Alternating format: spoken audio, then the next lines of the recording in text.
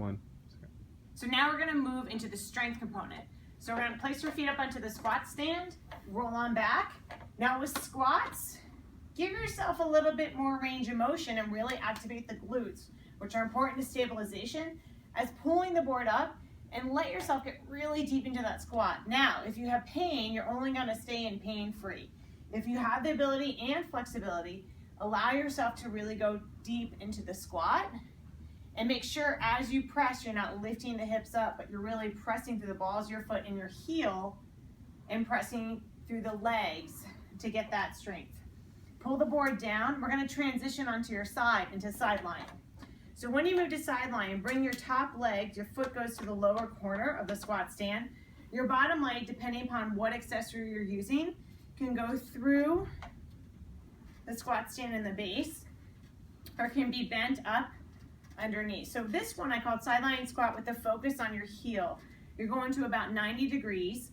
You want to make sure that you're about 1 hand's distance away from the back edge. And most of the time when we transition onto our sides, we tend to move up the board. So just give yourself a check that your hips are at the bottom edge of the board as you're doing your squat. You're still engaged in the upper part of your body and your abdominals. From this, we're actually going to move into side plank. Your legs can be scissored, either with the bottom leg on top or the bottom leg behind. The board can be open or we call close. Close is easier, open will be a little bit harder, but you're going to focus in on pressing up through that bottom hip.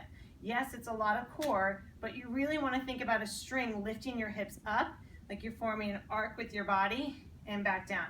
Perform on the forearm to begin. If you want to move to your hand, you can, that's fine. So that's the outer hip. Then you're going to push the board up again.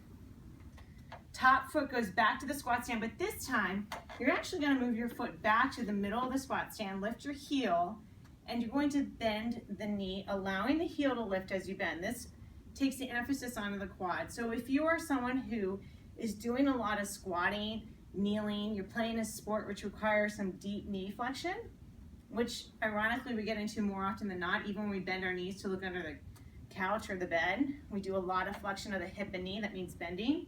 This is a good exercise to prep the body and teach it. And we're doing it with less body weight, so it's safer for the body. Again, no pain.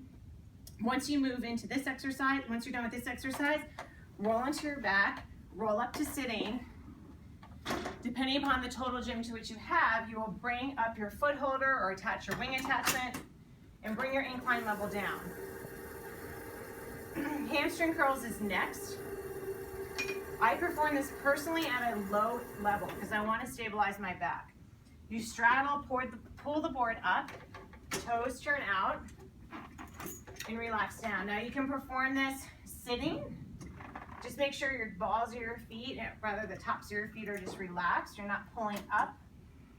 Or you can go into a half reclined position.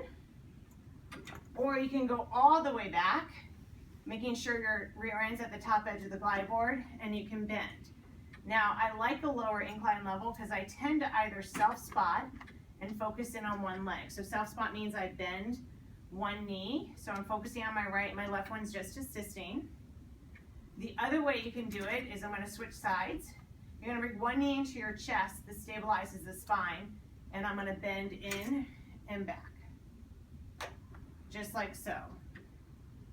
So that's a great way to work the hamstrings. And there's your strength component.